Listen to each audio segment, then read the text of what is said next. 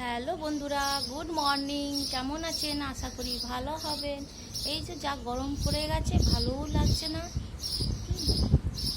এই যে 7টা বাজছে, দেখুন টাইমটা।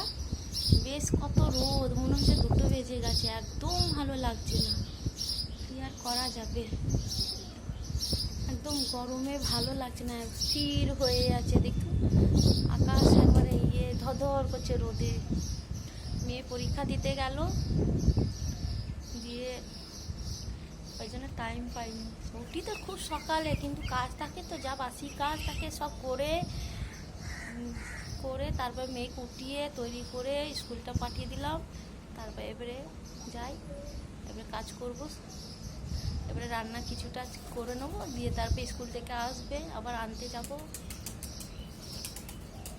এনে আসবো, নিয়ে আসবো আর কি।